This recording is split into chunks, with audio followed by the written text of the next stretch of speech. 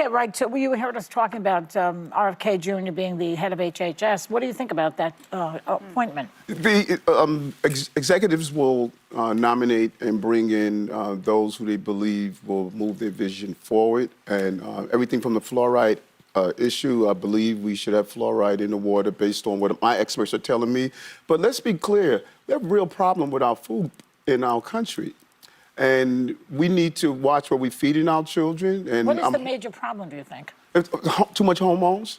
You know, many people know my, you know, I almost lost my sight with diabetes. The doctor told me I would be blind in a year. I was going to lose my fingers and toes. And it was my food. It wasn't my DNA. It was my dinner. But JFK Jr.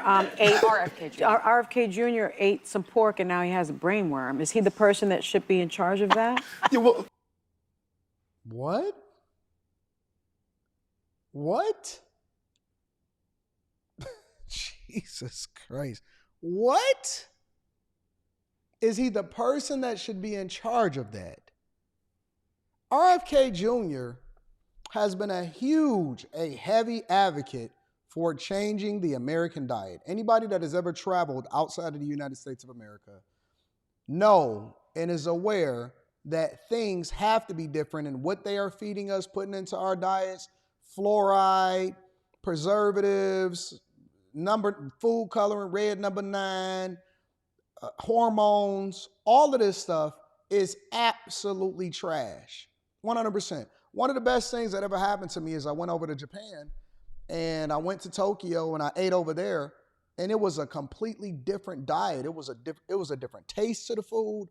My taste buds had adjusted for the time that I was there and everything like that. So it's like she hates so much her inability to be objective, even when it's something that should not be a bipartisan thing, and it absolutely should be something that we address. Why wouldn't you want to address the trash that's in our food? All of the cancer, everybody got ADHD now all of a sudden. Everybody is stupid and crazy.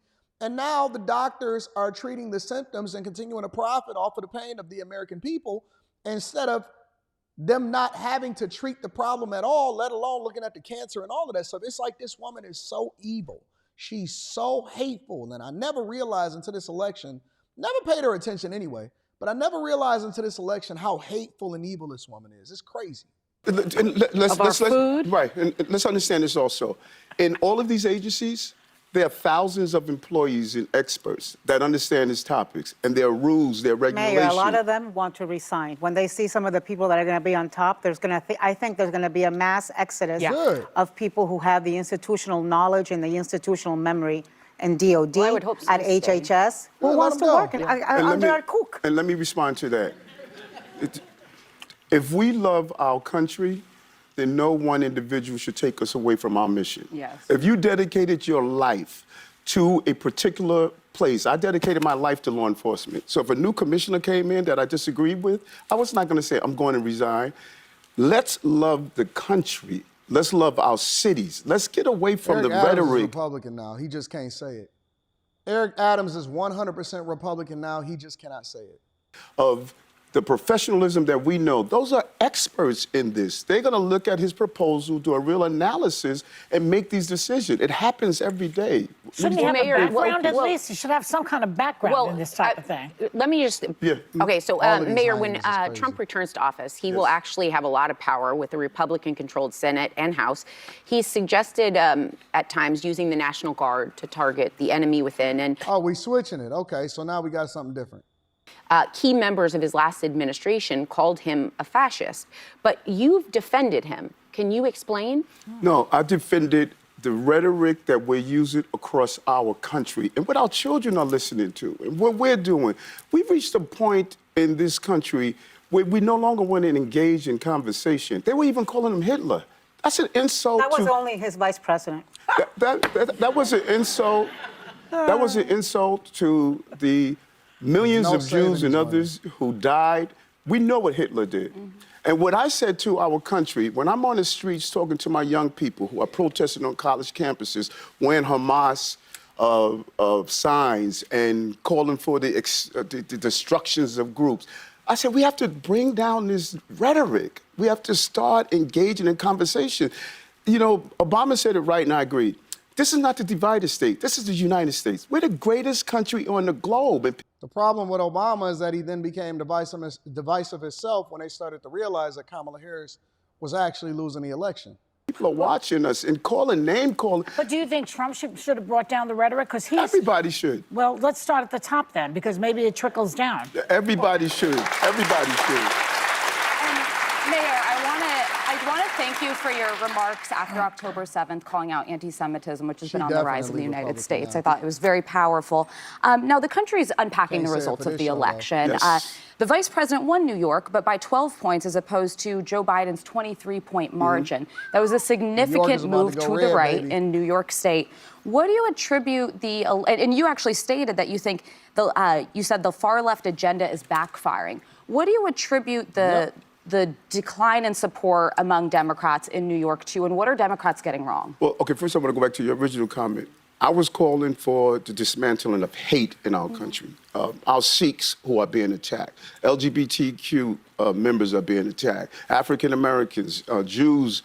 I say let's dismantle the hate. And what you saw in this city, in this election, where you saw a shift and the city becoming, the state becoming redder, is because we stopped talking about working class people issues. Yep. When mom and pops are afraid, I can't pay my college tuition. The rent is too damn high. Healthcare is too expensive. We stopped talking to everyday New Yorkers and Americans. When I'm in the street talking to them, they're not asking me, Eric, tell me about fascism. They're talking about finance. They're not talking about Hitler. They're talking about housing. We need to talk to everyday working class people. And we stopped doing that. And those are the issues that they are afraid of. They're afraid of the future of their children. But the Democratic Party was addressing most of... Sonny ain't jump in right there. We don't listen to this bag of bricks right here. You know, I don't even know why she's still there. Tell grandma and the lunch ladies to go and get the lunch together and put it together, because we already know that they stuck in their ways. Women past a certain age, white women, it seems like in particular, seems to be stuck in their ways, and you can't ever reason with them, let alone negotiate or having a conversation with them. Those issues with the infrastructure bill, for example, and keeping Medicare and Social Security safe. Why would they vote for the party that will hurt them? I didn't get that. Well, you know, part of the business of campaigning is getting your message out and being clear on your message. Even the experts in their party were saying, get back to the message. What are we doing for everyday people in the country? And that's the same thing happened in 2022. When I got elected in 2022, I stated that, listen, we need to be talking about crime in this country.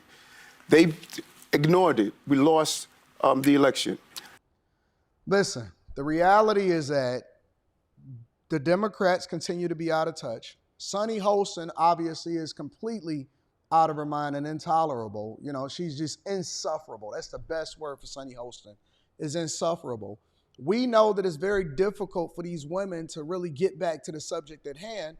And as long as we, on the conservative side, look at Democrats continue to run amok and be aggravated and angry about the situation, then we know absolutely 100% that the Civil War continues with them, so we can continue to make progress for the American people on this side. Let me know what y'all think inside of the comments, because I really want to know what y'all thoughts are. I believe that Eric Adams is absolutely positively conservative. I don't believe that he wanted to go along with this Democratic agenda from the very beginning, especially when it came to the migrant crisis, and he don't even want to mention that. More importantly, probably might be trying to levy for a pardon.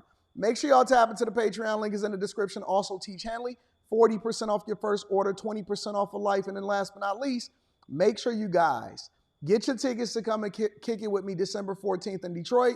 It's going to be awesome. Discount code Anton. I love you. I appreciate you. I'm going to holler at you later. Peace.